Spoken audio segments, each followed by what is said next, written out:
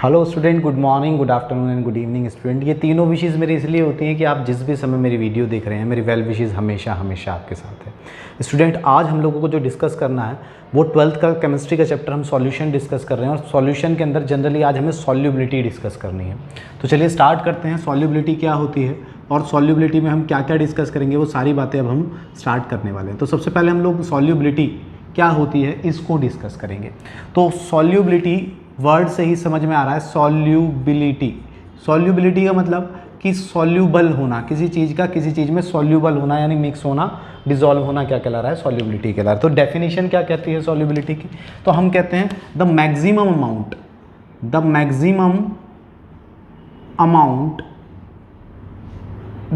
Amount of solute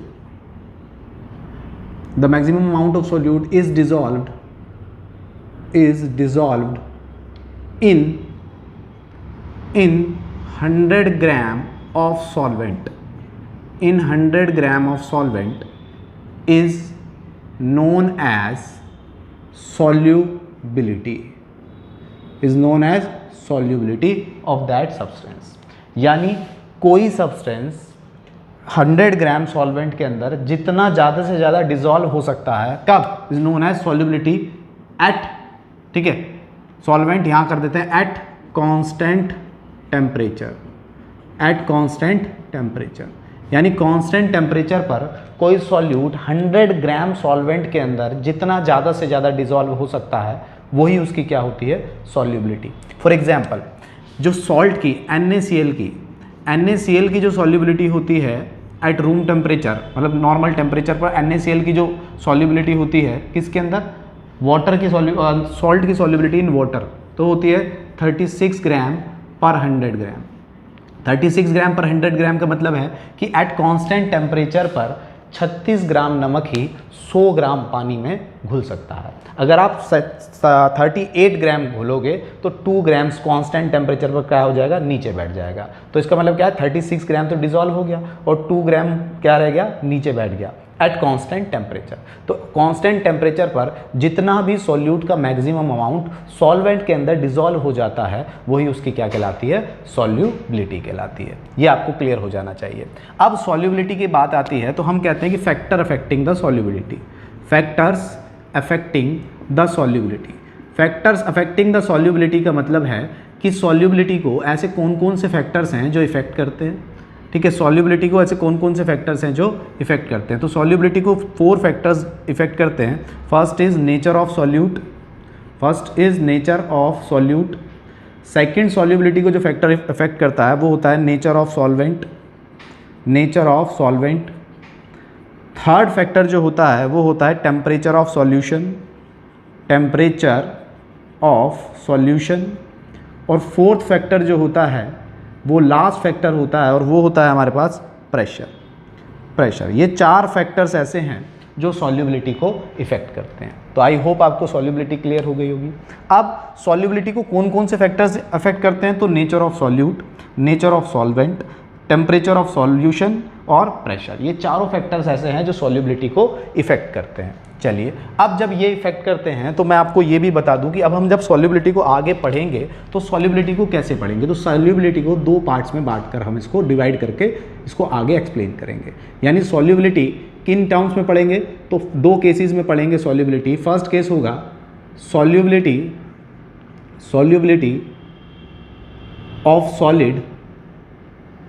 of solids in liquid, और second case के term में होगा हमारे पास सॉल्युबिलिटी ऑफ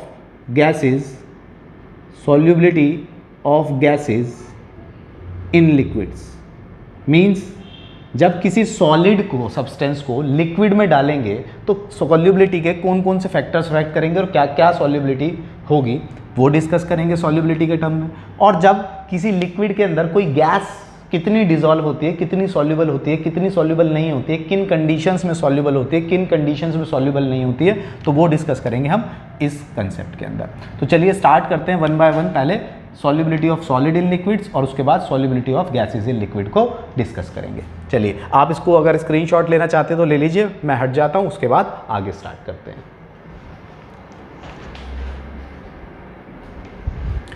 होप आपने इसका स्क्रीनशॉट ले लिया होगा। अब हम आगे बढ़ रहे हैं। आगे बढ़ने पर मैं बात करूं तो हम लोग बात कर रहे हैं इन फैक्टर्स की। तो इन फैक्टर्स में जब हम देखते हैं तो जनरली पहला फैक्टर जो है हम कह रहे हैं solubility of solid in liquid, यानी किसी लिक्विड के अंदर कोई सॉलिड कितना सॉल्युबल होगा, किन कंडीशंस में सॉल्युबल होगा, ये हम लोगों को डिस्कस करना है। तो solubility of A solid in liquid में अगर हम बात करें तो सबसे पहले हम लोगों ने अभी देखे थे कि 4 फैक्टर्स अफेक्ट करते हैं। अब 4 फैक्टर्स अफेक्ट करते हैं और फर्स्ट फैक्टर था nature of solute, nature of solute, और दूसरा फैक्टर था nature of solvent, nature of solvent. देखिए जब दो चीज़ें किसके, अगर वाटर है या लिक्विड है तो वो कैसे ट्रीट कर रहा है, सॉल्वेंट, और जब हम किसी सॉलिड को डाल रहे हैं तो वो कैसे ट्रीट कर रहा है, सॉल्यूट। तो एक्चुअल में सॉल्युबिलिटी किस बात पर डिपेंड कर रही है कि उनके नेचर पर, कि सॉल्यूट का नेचर कैसा है और सॉल्वेंट का नेचर कैसा है। फॉर एग्जांपल जैसे अगर हमें किसी दो चीज़ों को आपस में डिसॉल्व कराना है तो वो उनकी डिसॉल्व होने की टेंडेंसी है, सॉल्युबल होने की टेंडेंसी किस बात पर डिपेंड कर रही है, वो इस बात पर डिपेंड कर रही है कि उनके बीच में फोर्स ऑफ अट्रैक्शन कैसा है। अगर सॉल्यूट और सॉल्वेंट के पार्टिकल्स के बीच में almost similar force of attraction है तो उनकी सॉल्युबिलिटी ज़्यादा होगी, और अगर इनके पार्टिकल्स के बीच में और सिमिलर फोर्स ऑफ अट्रैक्शन नहीं है तो इनकी सॉल्युबिलिटी कम होगी। तो सॉल्युबिलिटी इन शॉर्ट एक फैक्टर पर इफेक्ट करती है और वो होता है हमारे पास like dissolve like, like dissolve like concept पर डिपेंड करती है। अब ये लाइक डिसॉल्व लाइक क्या होता है? लाइक डिसॉल्व लाइक का मतलब है कि जो जिसको पसंद करेगा उसी के साथ रहना चाहेगा। आप भी तो ऐसे ही करते हैं। आपकी क्लास में जनरली क्या होता है, 15 स्टूडेंट्स की क्लास है, 55 स्टूडेंट्स की क्लास है, लेकिन क्या 55 के 55 आपके बेस्ट फ्रेंड्स होते हैं? नहीं ना, कोई एक या दो आपके बेस्ट फ्रेंड होते हैं जिनके साथ आप अपनी बातें शेयर करते हो, आप अपने मटेरियल शेयर करते हो, नोटबुक शेयर करते हो, फीलिंग्स शेयर करते हो। तो इसका मतलब क्या है, लाइक डिसॉल्व लाइक, यानी आप उसे पसंद करते हो, वो आपको पसंद करता है, उसके विचार आपसे मिलते हैं और आपके विचार उससे मिलते हैं, इसलिए आप दोनों में अच्छी फ्रेंडशिप है, दोस्ती है। इसी तरीके से अगर नेचर ऑफ सॉल्यूट और नेचर ऑफ सॉल्वेंट सेम होगा तो क्या होगा, दोनों में सॉल्युबिलिटी ज़्यादा होगी, और नेचर ऑफ सॉल्यूट और नेचर ऑफ सॉल्वेंट सेम नहीं होगा तो सॉल्युबिलिटी कम होगी। अब नेचर, सॉल्यूट का नेचर और सॉल्वेंट का नेचर जो होता है वो दो तरीके का हो सकता है। एक होता है पोलर और दूसरा होता है नॉन पोलर। पोलर और नॉन पोलर नेचर क्या होता है, तो पोलर नेचर और नॉन पोलर नेचर का मतलब है, पोलर नेचर का मतलब जब कोई सब्सटेंस आयनाइज हो जाए, आयंस में ब्रेक हो जाए, उस पर चार्ज क्रिएट हो जाए, ठीक है, तो वो आयनाइज हो जाए या हम कहें उस पर चार्ज क्रिएट हो जाए तो वो क्या कहलाता है, पोलर। और जब वो नॉट आयनाइज हो यानी नॉन आयनाइज हो, नॉन आयनाइजेबल हो यानी वो आयनाइज ना हो, उस पर किसी वजह से चार्ज, किसी भी तरीके से चार्ज डेवलप ना हो, तो वो क्या होता है, नॉन पोलर। अब अगर हमारे पास क्या होगा, लाइक डिसॉल्व लाइक के हिसाब से अगर सॉल्यूट का नेचर पोलर है और अगर सॉल्वेंट का नेचर भी पोलर है तो दोनों का नेचर क्या हुआ, दोनों का सिमिलर नेचर हुआ, पोलर। दोनों पोलर का मतलब जैसे सॉल्यूट हमने क्या ले लिया, सपोज करते हैं सॉल्यूट हमने NaCl ले लिया। अब हमें पता है NaCl यानी नमक है, जो सॉल्ट होता है, जब ये आयंस में ब्रेक हो जाता है Na+ और Cl-, और मैंने कहा जिस पर चार्ज आएगा, जो आयंस में कन्वर्ट हो जाएगा, वो क्या होता है, पोलर। तो NaCl पोलर है। अब सॉल्वेंट के लिए हमने क्या ले लिया यहाँ पर, वाटर, H2O, और हमें पता है H2O भी आयंस में ब्रेक होता है, H+ और OH-, तो ये भी आयन प्रोड्यूस कर रहा है, ये भी आयनाइज है, यानी ये भी पोलर मॉलिक्यूल है, ये भी पोलर मॉलिक्यूल है। इसका कैटायन इसके एनायन से अट्रैक्ट होगा और इसका कैटायन इसके एनायन से अट्रैक्ट होगा इजीली, और ये दोनों आपस में क्या होंगे, अच्छे से डिसॉल्व हो जाएंगे। रीजन लाइक डिसॉल्व लाइक, क्योंकि दोनों का नेचर सिमिलर है। तो ये क्या है, यहाँ सॉल्युबिलिटी क्या होगी, ज़्यादा। नॉन पोलर की बात करें तो नॉन पोलर की जब हम बात करते हैं तो जनरली सपोज करते हैं हमारे पास बेंजीन एक होता है जिसका फॉर्मूला C6H6 होता है, ये आयनाइज नहीं होता है, तो ये नॉन पोलर है। और एक मैं यहाँ पर हम सपोज करते हैं कार्बन डाइसल्फाइड भी एक नॉन पोलर है, या हम ले लेते हैं एसीटोन या कोई भी ऑर्गेनिक कंपाउंड ले लेते हैं, तो क्या होगा, ये सारे क्या हैं, ये दोनों क्या हैं, नॉन पोलर हैं। अब नॉन पोलर, ये भी नॉन पोलर, ये भी नॉन पोलर, तो क्या होगा, दोनों के बीच में force of attraction almost similar होगा और इनकी सॉल्युबिलिटी भी बहुत अच्छी होगी। लेकिन अगर मैं एक पोलर और दूसरे नॉन पोलर को आपस में मिलाऊं, यानी मैंने क्या किया, वाटर के अंदर बेंजीन को डिसॉल्व कराया, तो क्या इनकी सॉल्युबिलिटी अच्छी होगी, क्या ये डिसॉल्व होंगे, तो ये डिसॉल्व नहीं होंगे। बेंजीन की वाटर के ऊपर एक लेयर बन जाएगी, जैसे ऑयल की लेयर बन जाती है वाटर के ऊपर। क्यों, क्योंकि दोनों का नेचर डिसिमिलर होता है, सिमिलर नहीं होता है। तो लाइक डिसॉल्व लाइक कंसेप्ट पर काम करते हैं नेचर ऑफ सॉल्यूट और नेचर ऑफ सॉल्वेंट। तो अगर सॉलिड हमारा क्या है, पोलर, और जिस सॉल्वेंट के अंदर हम डिसॉल्व करा रहे हैं, लिक्विड सॉल्वेंट के अंदर, वो भी पोलर है, तो क्या होगी, सॉल्युबिलिटी ज़्यादा, या दोनों नॉन पोलर हैं तो भी सॉल्युबिलिटी, लेकिन पोलर और नॉन पोलर हैं तो सॉल्युबिलिटी कम होगी। कुछ केसेस ऐसे हो जाते हैं जहाँ पर नॉन पोलर और पोलर आपस में उनकी सॉल्युबिलिटी मतलब वो सॉल्युबल भी हो जाते हैं और सॉल्युबिलिटी भी काफ़ी अच्छी होती है, तो वहाँ कुछ स्पेशल कंडीशंस लग जाती हैं, स्पेशल बॉन्डिंग हो जाती है। फॉर एग्जांपल जैसे नॉन पोलर के केस में हमारा एक होता है अल्कोहल, अल्कोहल को हम ट्रीट करते हैं नॉन पोलर और वाटर को हम ट्रीट करते हैं पोलर। तो अब आप देखिए वाटर पोलर है और अल्कोहल, टैग तो बनाने सीखे हैं ना, सीखे नहीं है, नहीं सीखे, चलो देखे हैं, देखे तो हैं। तो क्या होता है अल्कोहल को जब वाटर में मिलाया जाता है तो डिजोल्व हो जाता है, पटियाला भी बन जाता है, स्मॉल भी बन जाता है, लार्ज भी बन जाता है। तो कैसे, वो इसलिए कि अब तो ये तो नॉन पोलर है और ये पोलर है, तो वो कैसे डिजोल्व हो रहे हैं। तो यहाँ वाटर और अल्कोहल के बीच में बच्चों क्या हो जाता है, वाटर और अल्कोहल के बीच में हो जाती है एच बॉन्डिंग। वाटर और अल्कोहल के बीच में क्या होती है, एच बॉन्डिंग।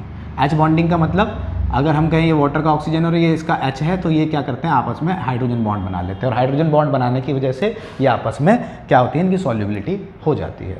तो यहाँ पर कई बार पोलर नॉन पोलर में डिजॉल्व हो जाता है, तो उसका रीज़न है कि कुछ स्पेशलाइज्ड कंडीशन जैसे हाइड्रोजन बॉन्डिंग यहाँ पर डेवलप है। अदरवाइज नॉन पोलर में डिजॉल्व होगा और उसकी सॉल्युबिलिटी बहुत ज़्यादा होगी, पोलर में डिजॉल्व होगा तो उसकी सॉल्युबिलिटी वहाँ ज़्यादा होगी। तो ये हो गया हमारा पहला concept, nature of solute and nature of solvent, like dissolve like के कंसेप्ट पर काम करता है। पोलर में डिजॉल्व होगा तो सॉल्युबिलिटी ज़्यादा होगी, नॉन पोलर में डिजॉल्व होगा तो सॉल्युबिलिटी यहाँ भी ज़्यादा होगी। अगर नॉन पोलर में होगा तो सॉल्युबिलिटी नहीं होगी। अगर कुछ स्पेशल इफेक्ट आ रहा है तो एक अलग केस बनता है। ठीक है, तो चलिए ये हो गया हमारा, यानी नेचर ऑफ सॉल्यूट और नेचर ऑफ सॉल्वेंट किस कंसेप्ट पर काम कर रहा है, लाइक डिजॉल्व लाइक के कंसेप्ट पर काम कर रहा है। चलिए कुछ इंपॉर्टेंट टर्म्स मैं आपको और बता देता हूँ। पहला वाटर जो होता है, अगर मैं बात करूँ वाटर की, तो ये क्या होता है, बेस्ट पोलर सॉल्वेंट, बहुत अच्छा पोलर सॉल्वेंट की तरह ट्रीट करता है वाटर। वहीं पर अगर मैं बात करूं तो आपका लिक्विड अमोनिया, ठीक है, वहीं पर आपकी बात करूं लिक्विड H2S हाइड्रोजन सल्फाइड, ठीक है, आपकी सॉलिड SO2, ये जो है लिक्विड अमोनिया है, लिक्विड H2S है, सॉलिड SO2 है, ये भी बेस्ट सॉल्वेंट की तरह ट्रीट करते हैं, ट्रीट एज या behave as best polar solvent, ये भी बेस्ट पोलर सॉल्वेंट की तरह काम करते हैं।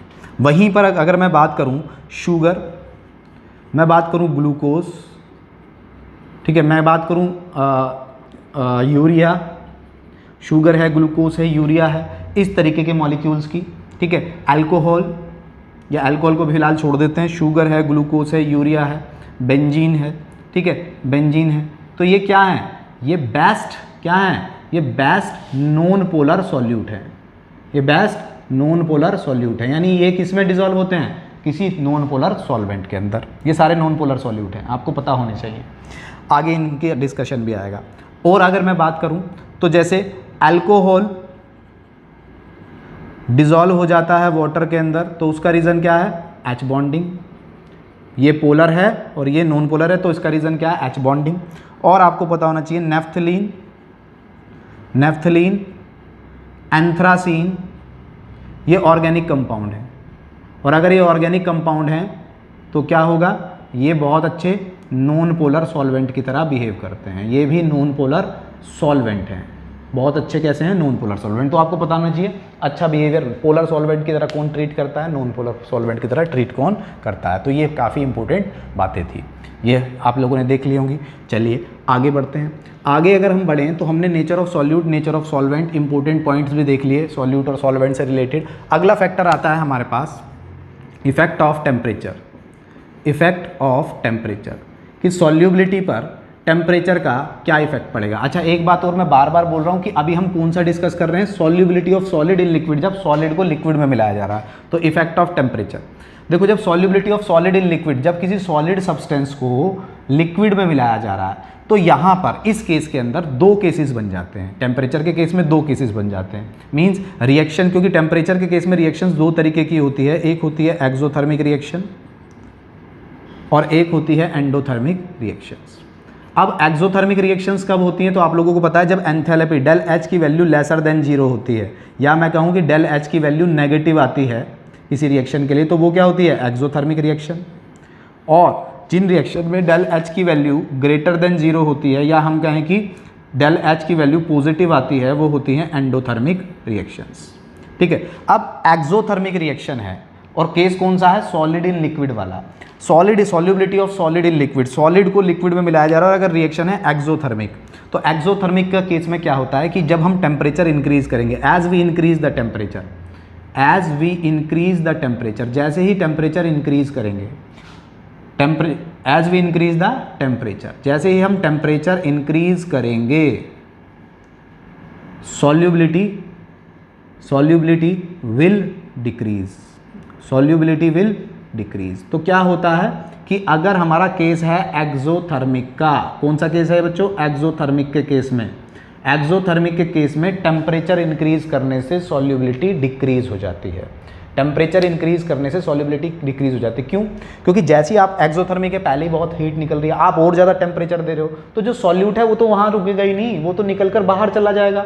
और अगर वो निकलकर बाहर चला गया, इसका मतलब क्या है, वो जो पहले सॉल्यूबल था वहाँ था, वो निकलकर बाहर चला गया। वहाँ बाहर चला गया का मतलब क्या है, वो तो इनसॉल्यूबल हो गया, वो तो बाहर चला गया, निकल गया वहाँ से, तो निकल गया तो सॉल्युबिलिटी क्या हो गई, डिक्रीज। तो क्या होता है, एक्सोथर्मिक के केस में पहले ही इतनी हीट इवॉल्व हो रही होती है और अगर हम उसमें और टेम्परेचर देंगे तो जो सॉल्यूट वहाँ प्रेजेंट था वो भी चला जाएगा, और वो चला गया तो सॉल्युबिलिटी डिक्रीज हो जाएगी। ये कंसेप्ट कहाँ है, according to Le Chatelier principle के हिसाब से है। 12th में हम लोगों ने पढ़ा था। तो ली चैटलियर प्रिंसिपल कहता है कि for exothermic reaction if we increase the temperature the solubility will decrease, solubility क्या हो जाएगी, डिक्रीज हो जाएगी। वहीं पर अगर हम एंडोथर्मिक के लिए बात करते हैं तो एंडोथर्मिक के लिए टेम्परेचर अगर हम इंक्रीज करेंगे, if we increase the temperature, अगर हम टेम्परेचर को क्या कर रहे हैं, इंक्रीज कर रहे हैं, तो सॉल्युबिलिटी भी क्या हो जाएगी बच्चों, इंक्रीज होती है, सॉल्युबिलिटी भी क्या होती है, इंक्रीज होती है। ये भी ली चैटलियर प्रिंसिपल के हिसाब से है कि according to endothermic, according to Le Chatelier principle for endothermic reaction if we increase the temperature the solubility also increases, temperature बढ़ाने पर सॉल्युबिलिटी बढ़ती है। क्यों? क्योंकि एंडोथर्मिक रिएक्शन है, उसको हमें टेम्परेचर देना है। टेम्परेचर क्यों देना है? क्योंकि रिएक्टेंट्स जो हैं वो आपस में रिएक्ट नहीं कर रहे हैं। जब हम उसे टेम्परेचर देंगे तो रिएक्टेंट्स आपस में रिएक्ट करना स्टार्ट करेंगे, और रिएक्टेंट्स आपस में रिएक्ट करना स्टार्ट करेंगे तो क्या होगा, रिएक्टेंट कौन है, सॉल्यूट और सॉल्वेंट, सॉल्यूट और सॉल्वेंट आपस में रिएक्ट करना स्टार्ट करेंगे, तो रिएक्ट करेंगे का मतलब क्या है कि वो आपस में सॉल्यूबल होंगे, मिक्स होंगे, और जैसे जैसे टेम्परेचर देंगे उतने ज़्यादा मिक्स होंगे, तो जितने ज़्यादा मिक्स होंगे उतनी सॉल्युबिलिटी बढ़ेगी। तो ली चैटलियर प्रिंसिपल कहता है एंडोथर्मिक रिएक्शन के लिए टेम्परेचर इंक्रीज करने पर सॉल्युबिलिटी इंक्रीज होती है, और एक्सोथर्मिक रिएक्शन के केस में टेम्परेचर इंक्रीज करने पर सॉल्युबिलिटी डिक्रीज होती है। किस केस में, कहाँ पढ़ रहे हैं हम, solubility of solid in liquid के केस में। तो हमने नेचर ऑफ सॉल्यूट डिस्कस कर लिया, नेचर ऑफ सॉल्वेंट डिस्कस कर लिया, इफेक्ट ऑफ टेम्परेचर भी डिस्कस कर लिया। अब फोर्थ इफेक्ट यहाँ पर आता है, स्पेस नहीं दिख रहा, चलिए मैं यहाँ कर देता हूँ। फोर्थ इफेक्ट है effect of pressure, effect of pressure. अब इफेक्ट ऑफ प्रेशर की जब हम बात करते हैं कि प्रेशर क्या इफेक्ट डालता है जब किसी सॉलिड को किसी लिक्विड में डाला जाता है, तो ये क्या होता है, it will show no effect, no effect will be there. अब नो इफेक्ट क्यों आता है वो समझिए, क्योंकि जो हमारे सॉलिड्स होते हैं, सॉलिड्स या लिक्विड्स जो होते हैं, हमने स्टार्टिंग में पढ़ा था सॉलिड चैप्टर में कि सॉलिड जो होते हैं वो इनकम्प्रेसिबल होते हैं और लिक्विड भी ऑलमोस्ट इनकम्प्रेसिबल होते हैं। तो जब हम वो इनकम्प्रेसिबल होते हैं और हम उन पर प्रेशर डालें भी तो प्रेशर का कोई इफेक्ट नहीं आएगा, और जब प्रेशर का इफेक्ट नहीं आएगा तो सॉल्युबिलिटी डिस्टर्ब नहीं होगी, जैसी है वैसी। तो सॉल्युबिलिटी पर प्रेशर का कोई इफेक्ट नहीं होता है। हम ना पढ़ाएं, प्रेशर बढ़ाएं या प्रेशर घटाएं, सॉल्युबिलिटी इफेक्ट नहीं होती है। तो ये चारों फैक्टर्स हो गए किस केस में, solubility of solids in liquid के केसेस में। आप इसको एक बार देख लीजिए, स्क्रीनशॉट लेना चाहते हो तो स्क्रीनशॉट ले लीजिए, उसके बाद हम आगे बात करेंगे solubility of gases in liquids में। देख लीजिए आप इसको।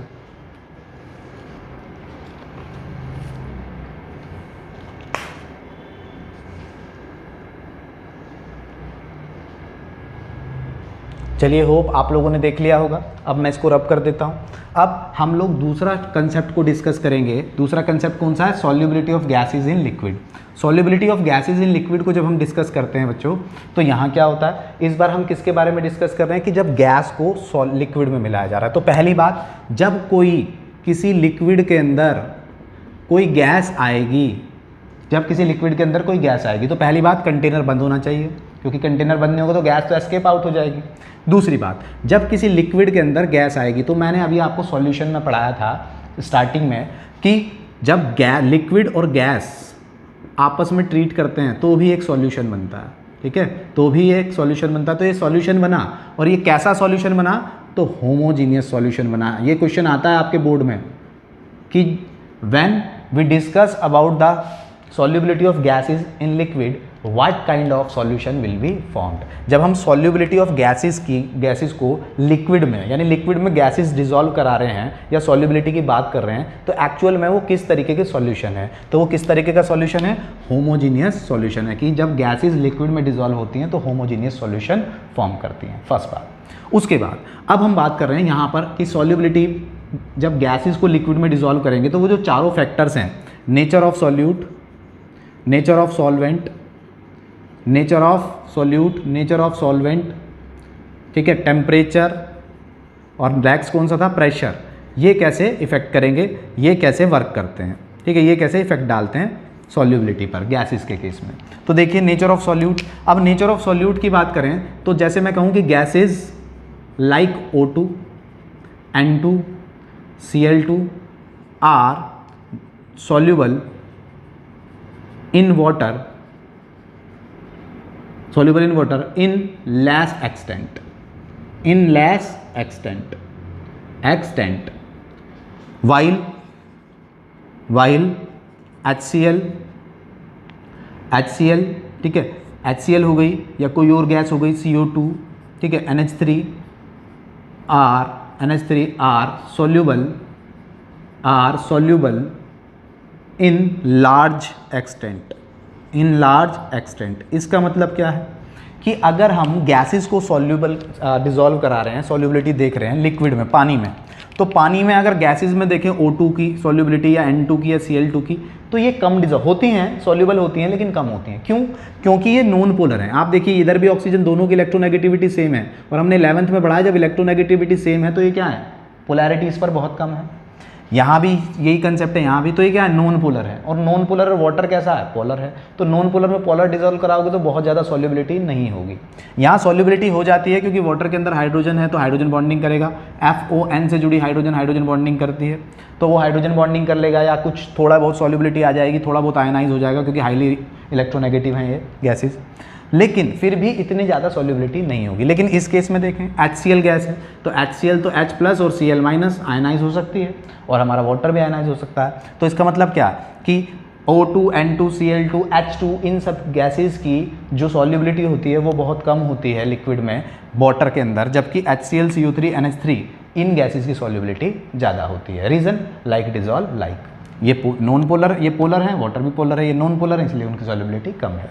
उसके बाद बारी आती है टेम्परेचर की, इफेक्ट ऑफ टेम्परेचर। टेम्परेचर के केस में क्या होता है, तो इसके लिए मैं आपको एक एग्जाम्पल से समझाता हूँ। सपोज करते हैं हम क्या करते हैं, हम 2 कोल्ड ड्रिंक की बॉटल्स लेते हैं। हमने 2 कोल्ड ड्रिंक की बॉटल्स ली, और 2 कोल्ड ड्रिंक की बॉटल्स लेके एक कोल्ड ड्रिंक अभी अभी हमने फ्रिज के फ्रीजर से निकाली है, ये फ्रीजर वाली कोल्ड ड्रिंक है, ठीक है, और ये नॉर्मल टेम्परेचर पर है, यानी इस समय ऐसे रखी है, नॉर्मल टेम्परेचर गर्मियों में रखी है।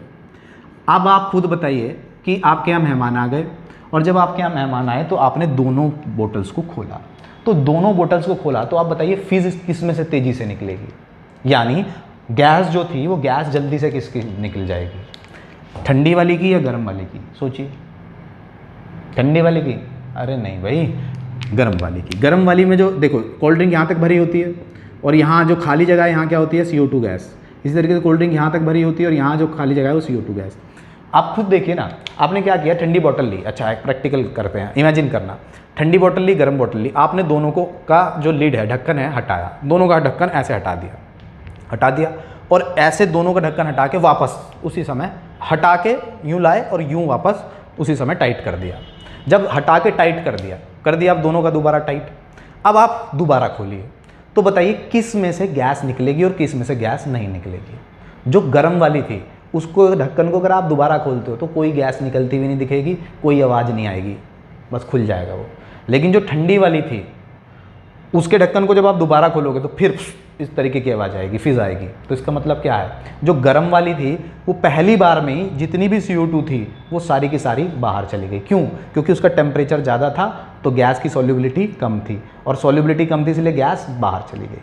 ठंडी वाली का टेम्परेचर कम था, गैस की सॉल्युबिलिटी ज़्यादा थी। खोला, गैस गई, लेकिन अभी वो पानी में काफ़ी सारी गैस सॉल्युबल थी जो बाहर नहीं जा पाई और हमने उसे बंद कर दिया था। जब दोबारा खोला तो दोबारा कुछ निकली।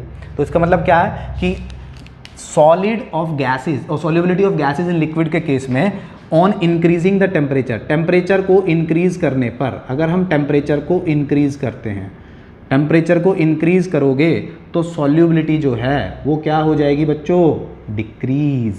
टेम्परेचर इंक्रीज करने पर सॉल्युबिलिटी डिक्रीज होती है। अब किसका टेम्परेचर ज़्यादा था, गर्म बोतल का या ठंडी बोतल का? गर्म बोतल का, क्योंकि गर्म बोतल का रूम टेम्परेचर पर ऑलमोस्ट कितना होगा, 25 डिग्री सेल्सियस, और ये फ्रीजर में तो 0 डिग्री सेल्सियस। तो किसका टेम्परेचर ज़्यादा था, इसका। इसका टेम्परेचर ज़्यादा था, खोलते ही सारी गैस बाहर चली गई। मीन्स टेम्परेचर ज़्यादा, सॉल्युबिलिटी कम, टेम्परेचर कम, सॉल्युबिलिटी ज़्यादा। तो solubility of gases in liquid के केस में टेम्परेचर अगर इंक्रीज करते हैं तो सॉल्युबिलिटी डिक्रीज हो जाती है, और सॉल्युबिलिटी अगर आप टेम्परेचर डिक्रीज करोगे तो सॉल्युबिलिटी इंक्रीज हो जाएगी। फिर नेक्स्ट फैक्टर आता है हमारे पास प्रेशर। तो बच्चों प्रेशर का केस क्या है, तो प्रेशर, आप गैसेज को लिक्विड में डाल रहे हैं तो आप खुद देखिए प्रेशर कैसे काम करेगा। सपोज करते हैं कंटेनर है, इसके अंदर कोई लिक्विड है और यहाँ पर कोई गैस भरी हुई थी, ठीक है, और हमने इस कंटेनर में क्या कर दिया, एक पिस्टन लगा दिया, और पिस्टन लगाने के बाद हम एक एक्सटर्नल प्रेशर इस पर लगा रहे हैं। जब एक्सटर्नल प्रेशर हम इस पर लगा रहे हैं तो क्या हुआ, थोड़ी देर बाद ये पिस्टन मूव करता हुआ यहाँ आ गया, ठीक है, मूव करता हुआ इतने नीचे आ गया, यहाँ से यहाँ आ गया। तो वो जो गैसेस थी वो कहाँ चली गई होंगी, इस लिक्विड के अंदर।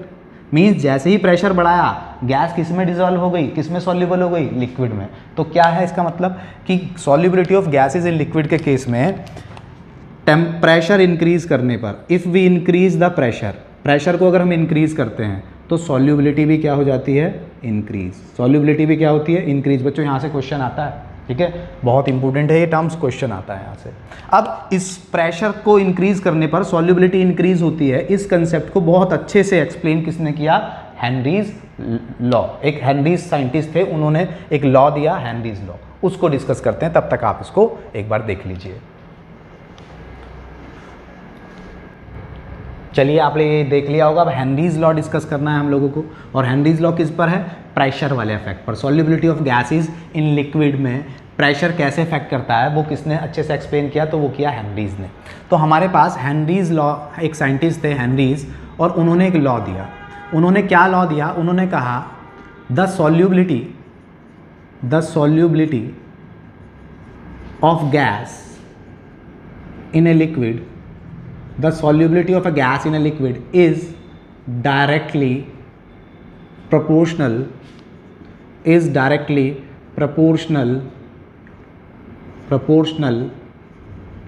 to the solubility of a gas in liquid is directly proportional to the pressure of the gas, pressure of the gas. यानी किसी गैस की जो सॉल्युबिलिटी होगी, और यहाँ सॉल्युबिलिटी किससे, सॉल्युबिलिटी को एक्सप्लेन करेंगे मोल फ्रैक्शन से। तो किसी गैस की जो सॉल्युबिलिटी होगी वो डायरेक्टली प्रोपोर्शनल होगी किसके, प्रेशर के। यानी अगर आप प्रेशर बढ़ाओगे तो गैस की सॉल्युबिलिटी बढ़ेगी, प्रेशर घटाओगे तो गैस की सॉल्युबिलिटी घटेगी। इसी को दूसरे टर्म्स में, यानी दूसरे वर्ड्स में कैसे एक्सप्लेन किया गया, कई बार ऐसे पूछा जाता है। तो ऐसे डेफिनेशन क्या है, the partial pressure of the gas in vapor phase, the partial pressure of the gas in vapor phase is directly proportional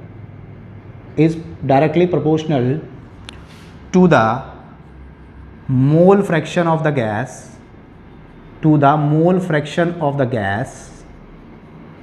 in solution। यानी दूसरे वर्ड्स में इसको इस तरीके से कहा जाता है कि अगर हमारे पास कंटेनर है, अगर हमारे पास कोई कंटेनर है और उसके अंदर कोई लिक्विड है और यहाँ कोई गैस है और ये कंटेनर बंद है, ठीक है, तो वो क्या कह रहा है, the partial pressure of the gas, इस गैस का जो प्रेशर है वेपर फेज में, यहाँ पर जो प्रेशर है वो डायरेक्टली प्रोपोर्शनल किसके होता है, मोल fraction of the gas in solution, यानी गैस कितनी यहाँ पर डिजोल्व है।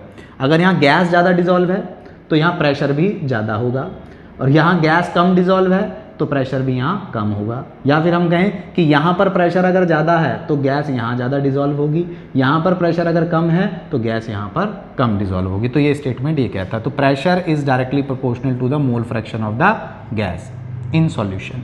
अब प्रोपोर्शनलिटी के साइन को जब हम हटाते हैं तो कोई कांस्टेंट लाते हैं, और यहाँ पर जो कांस्टेंट होता है वो होता है के एच क्या है यहाँ पे, तो के एच है यहाँ पर हेनरीज कांस्टेंट, क्योंकि हेनरी ने ये लॉ दिया था तो इसी को हम क्या बोलते हैं, हेनरीज कांस्टेंट। ये इसे बोलते हैं हेनरीज कांस्टेंट, ठीक है। अभी जो हेनरीज कांस्टेंट है, और ये क्या है, मोल fraction of the gas in liquid phase, और P क्या है, प्रेशर ऑफ द गैस या फिर partial pressure of the gas. तो इस तरीके से ये होता है हेनरीज लॉ, जो प्रेशर को एक्सप्लेन किया था। देख लीजिए आप इसको, होप आपने देख लिया होगा। चलिए मैं इसको रब कर देता हूँ। अब जब हेनरीज लॉ भी आपका यहाँ से कवर हो जाता है तो हेनरीज के बाद इसके बाद यहाँ पर कंसेप्ट आता है कि हमने क्या निकाल के लाए हैं, क्या फाइंड करके लाए हैं जनरली यहाँ पर। तो हम यहाँ फाइंड करके लाए हैं pressure directly proportional to mole fraction of the gas, pressure is equal to K H into mole fraction of the gas. अगर मैं यहाँ ये क्या है, हेनरी कांस्टेंट, अगर मैं हेनरीज कांस्टेंट को सेपरेट करता हूँ तो pressure upon mole fraction of the gas, ठीक है। तो ये आ गया। अब यहाँ से क्या होता है, कुछ पॉइंट होते हैं जिन पर क्वेश्चन बन जाते हैं 1-1 मार्क्स के, वो मैं आपको बताता हूँ। पहला, more the value of K H, more the value of K H lesser will be the solubility of gas. होगी या नहीं होगी? अगर के एच की वैल्यू ज़्यादा है, अगर के एच की वैल्यू ज़्यादा है तो ये क्या है, ये मोल फ्रैक्शन क्या बता रहे हैं, सॉल्युबिलिटी, तो गैस की सॉल्युबिलिटी कम होगी। मोल फ्रैक्शन की वैल्यू कम है तो गैस की सॉल्युबिलिटी भी, तो गैस की सॉल्युबिलिटी ज़्यादा होगी। फॉर एग्जांपल हमसे कहता है हमारे पास दो गैसेज हैं, एक के लिए के एच की वैल्यू, इस गैसेज के लिए के एच की वैल्यू 2.95 है, जबकि दूसरी गैस के लिए के एच की वैल्यू 1.64 है। तो बताइए इस गैस की लिक्विड में सॉल्युबिलिटी ज़्यादा होगी या इस गैस की उसी लिक्विड में सॉल्युबिलिटी ज़्यादा होगी? तो हम क्या देखेंगे, हम ये रिलेशन देखेंगे, more the value of K H lesser will be the mole fraction, और lesser will be the mole fraction lesser will be the solubility. यानी जिसकी वैल्यू ज़्यादा उसकी सॉल्युबिलिटी कम, जिसकी वैल्यू कम उसकी सॉल्युबिलिटी ज़्यादा। तो कौन सी गैस ज़्यादा सॉल्युबल होगी पानी में? ये वाली। तो अगर वो वैल्यू से देता है तो इस तरीके से एमसीक्यूज़ के क्वेश्चन आपके आईआईटी नीट में बनते हैं, ठीक है। एक कंडीशन तो ये है। अब दूसरी कंडीशन है कि डिफरेंट गैसेस के लिए, डिफरेंट गैसेस के लिए के एच की value, the value of K H for different gases, for different gases K H value is different for at same temperature. यानी अलग अलग गैसेस के लिए के एच की वैल्यू अलग अलग होती है। सपोज करो मैं कहूँ 25 डिग्री सेल्सियस पर ये भी 25 डिग्री सेल्सियस है, ये भी 25 डिग्री सेल्सियस है, और ये नाइट्रोजन गैस है और ये हाइड्रोजन गैस है। तो टेम्परेचर सेम होने से कोई फर्क नहीं पड़ेगा, ठीक है। गैस के एच की वैल्यू हर गैस के लिए अपनी अपनी होती है, ठीक है, हर गैस के लिए अपनी अपनी होती है। तो for different gases K H is different at same temperature, temperature same होने पर के एच सबके लिए डिफरेंट होगा। ये बात क्लियर हो जाती है, ठीक है। ये वाला कंसेप्ट क्लियर हो गया आपको, ये वाला कंसेप्ट क्लियर हो गया। अब क्या होता है, एक और आता है, थोड़ा सा घुमा देते हैं क्वेश्चन को, तो वो भी डिस्कस कर लेते हैं कि अगर हम टेम्परेचर इंक्रीज करते हैं, तो ये मैं बता देता हूँ, on increasing the temperature, on increasing the temperature, अगर हम टेम्परेचर इंक्रीज करते हैं, ऑन इंक्रीजिंग द टेम्परेचर, अगर हम टेम्परेचर इंक्रीज कर रहे हैं, ऑन इंक्रीजिंग द टेम्परेचर, ठीक है, टेम्परेचर, ठीक है, ऑन इंक्रीजिंग द टेम्परेचर, अगर टेम्परेचर को इंक्रीज किया जा रहा है, द के एच वैल्यू ऑल्सो इंक्रीज, के एच वैल्यू ऑल्सो इंक्रीज, यानी टेम्परेचर इंक्रीज करने पर के एच की वैल्यू भी बढ़ती है। और अगर के एच की वैल्यू बढ़ेगी, अगर के एच की वैल्यू बढ़ेगी तो सॉल्युबिलिटी क्या हो जाएगी, डिक्रीज। तो on increasing the temperature the value of K H increases and solubility decreases, solubility decreases. यहाँ से छोटे छोटे क्वेश्चन बनते हैं, वो आपके अब कवर हो गए हैं। तो इस तरीके से हेनरीज लॉ पर होता है। और अब बारी आती है, अगर आपको ये भी क्लियर हो गया है तो लास्ट हम लोग डिस्कस कर रहे हैं हेनरीज लॉ के बाद क्या, हेनरीज लॉ के बाद हम लोग बच्चों डिस्कस कर रहे हैं आपका applications of Henry law. Applications of Henry law क्या होती हैं वो हम लोगों को डिस्कस करना है। Applications of Henry's law, applications of Henry's law क्या कहती हैं या क्या होती हैं वो हम लोग अब डिस्कस करेंगे। तो एप्लीकेशंस क्या का मतलब है कि हेनरी लॉ का यूज़ कहाँ कहाँ होता है। तो फर्स्ट, पहला यूज़ होता है इन सॉफ्ट ड्रिंक बॉटल्स, इन सॉफ्ट ड्रिंक बॉटल्स। इन सॉफ्ट ड्रिंक बॉटल्स में क्या होता है, तो वो देखिए आप जब सॉफ्ट ड्रिंक्स देखते हैं यानी कोल्ड ड्रिंक देखते हैं, कोई भी बॉटल देखते हैं, तो क्या होता है उस बॉटल में, अभी मैंने बताया था कि बॉटल के अंदर जनरली क्या होता है, लिक्विड होता है, और लिक्विड के यहाँ स्पेस जो होता है, यहाँ गैसेस भरी होती हैं, और बहुत टाइट करके बहुत प्रेशर के साथ ये यहाँ पर ढक्कन लगा दिया जाता है। तो इसका मतलब क्या है कि हमने क्या किया, मोर द प्रेशर, हमने क्या किया, ढक्कन को बहुत प्रेशर के साथ बंद किया हुआ है। तो हमने अभी भी पढ़ा है कि अगर प्रेशर ज़्यादा होगा तो गैस की सॉल्युबिलिटी भी ज़्यादा होगी। और ये एक्सप्लेन किसने किया था, अभी तो बताया, pressure directly proportional to solubility of gas होता है, किसने, हेनरीज ने।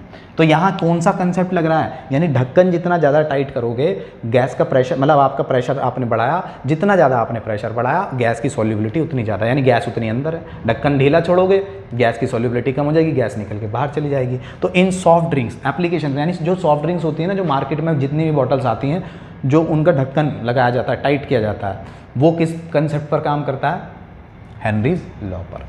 चलिए दूसरा हो गया, इन स्कूबा डाइवर्स। अब स्कूबा डाइवर्स में कैसे यूज़ होता है, तो फॉर स्कूबा डाइवर्स में, तो स्कूबा डाइवर्स कौन होते हैं, गोताखोर, जो पानी में जाते हैं। तो पानी में जाते हैं तो आपने देखा होगा वो मास्क लगा कर जाते हैं और पीछे सिलेंडर लगा कर जाते हैं। वो किस चीज़ का सिलेंडर होता है, तो वो लाइट गैसेस का सिलेंडर होता है। उसके अंदर नाइट्रोजन की जगह हीलियम गैस भरी होती है ज़्यादा अमाउंट में। क्यों, तो जनरली होता क्या है कि जब स्कूबा डाइवर्स पानी में जाते हैं, ये क्वेश्चन आपका आता है बोर्ड में, जब स्कूबा डाइवर्स पानी में जाते हैं तो पानी में जाने पर क्या होता है कि उनके ऊपर प्रेशर लगना स्टार्ट करता है, पानी का प्रेशर, और पानी का प्रेशर लगता है। दूसरा, जब वो पानी में सांस लेते हैं तो पानी में जो वाटर के अंदर जो होता है नाइट्रोजन गैस उनकी बॉडी के अंदर जाती है। नाइट्रोजन गैस जब बॉडी के अंदर ज़्यादा अमाउंट में जाना स्टार्ट कर देती है, वैसे तो लेस रिएक्टिव होती है, लेकिन जब वो ज़्यादा अमाउंट में जाती है तो हमारे ब्लड के हीमोग्लोबिन में क्या बनाने लगती है, बबल्स बनाना शुरू कर देती है। यानी अगर हमारी वेन्स हैं, तो वेन्स के अंदर जो हमारा हीमोग्लोबिन मूव कर रहा है, ब्लड मूव कर रहा है, उस ब्लड में जब नाइट्रोजन गैस आ जाएगी, सपोज करते हैं ये जो ब्लैक से बना रहा हूँ ये नाइट्रोजन गैस है, तो ये नाइट्रोजन गैस आके यहाँ बबल्स बनाना शुरू कर देती है जगह जगह। और जैसे ही ये बबल्स बनाती है तो बबल्स बनाने से क्या होता है कि हीमोग्लोबिन का यानी ब्लड अच्छे से मूव नहीं कर पाता, और ब्लड पर क्या होता है, वेन्स पर प्रेशर पड़ने लगता है, और वेन्स प्रेशर पड़ता है तो क्या होता है, स्कूबा डाइवर ज़्यादा देर तक वहाँ नहीं रह पाते, और वेन्स में बहुत दर्द होने लगता है, बॉडी में पेन होने लगता है। क्यों, क्योंकि वहाँ नाइट्रोजन गैस हमारी वेन्स में जाके क्या करने लगती है, बबल्स फॉर्म करने लगती है। अब वो बबल्स फॉर्म ना हो तो वो क्या लगाते हैं, वो गैस मास्क सिलेंडर लेकर जाते हैं और वो मास्क लगाते हैं यहाँ, उसमें हीलियम गैस भरी होती है। हीलियम गैस बहुत ज़्यादा लेस रिएक्टिव होती है, और जब वो हमारे ब्लड के साथ जब सांस लेते हुए हमारे ब्लड में नाइट्रोजन की जगह वो एंटर करती है तो ये बबल्स फॉर्म नहीं होते हैं। और जब ये बबल्स फॉर्म नहीं होते तो ब्लड का सर्कुलेशन नॉर्मल रहता है, और जब ब्लड का सर्कुलेशन नॉर्मल रहता है तो सब कुछ नॉर्मल चलता है और स्कूबा डाइवर्स काफ़ी देर तक वहाँ स्टे कर पाते हैं। तो स्कूबा डाइवर्स के केस में भी हेनरीज लॉ लगता है। सॉफ्ट ड्रिंक्स के केस में, बॉटल्स में हेनरीज लॉ लगता है। थर्ड हेनरीज लॉ कहाँ एप्लीकेबल होता है, हायर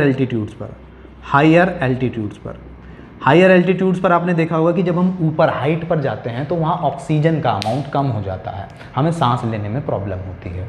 तो सांस लेने में वहाँ प्रॉब्लम क्यों होती है, तो सांस लेने में प्रॉब्लम होती है क्योंकि ऑक्सीजन का अमाउंट कम होता है। तो इसका मतलब क्या है कि एयर में सॉल्युबिलिटी कम हो गई है, और सॉल्युबिलिटी कम हो गई है उसका रीज़न क्या है, क्योंकि ऊपर जाने पर क्या होता है, प्रेशर भी कम हो जाता है। तो हायर एल्टीट्यूड्स पर भी हेनरीज लॉ एप्लीकेबल होता है, जिसकी वजह से वहाँ पर क्या होता है, हायर एल्टीट्यूड पर जब हम माउंटेनियर्स या हम ऐसे कोई चला जाए तो हमारा सांस उखड़ने लगता है, और हमें क्या होता है उसके बाद, हमें उसमें मन घबराने लगता है, चक्कर आने लगते हैं, और इसको साइंटिफिक लैंग्वेज में बोलते हैं एनॉक्सिया। तो हायर एल्टीट्यूड्स पर जाने पर जो सांस यानी ऑक्सीजन का अमाउंट प्रॉपर नहीं मिलता है और हमें बॉडी में वीकनेस आती है, सोचने विचारने की थिंकिंग एबिलिटी कम हो जाती है, तो इसको क्या बोला जाता है, एनॉक्सिया। तो हायर एल्टीट्यूड्स पर एनॉक्सिया का कंसेप्ट क्या है, हेनरीज लॉ वहाँ पर काम कर रहा है। तो इस तरीके से Henry's law soft drink bottles में, स्कूबा डाइवर्स के केस में हायर एल्टीट्यूड्स पर काम करता है, और ये हमारा हेनरीज लॉ कंप्लीट हो जाता है। ठीक है, अभी तक अगर आपने चैनल को सब्सक्राइब नहीं किया तो प्लीज़ चैनल को सब्सक्राइब कर दीजिए, वीडियोज़ को लाइक कर दीजिए और ज़्यादा से ज़्यादा शेयर कीजिए, और वीडियो में पीडीएफ का लिंक डिस्क्रिप्शन बॉक्स में ऑलरेडी गिवन है, वहाँ से आप पीडीएफ डाउनलोड करके इसके क्वेश्चन सॉल्व कीजिए। कमेंट बॉक्स में आप मुझे डालिए, कोई प्रॉब्लम है तो मैं आपको बिल्कुल डिस्कस करूँगा। मिलता हूँ आपसे नेक्स्ट वीडियो में। Thank you very much.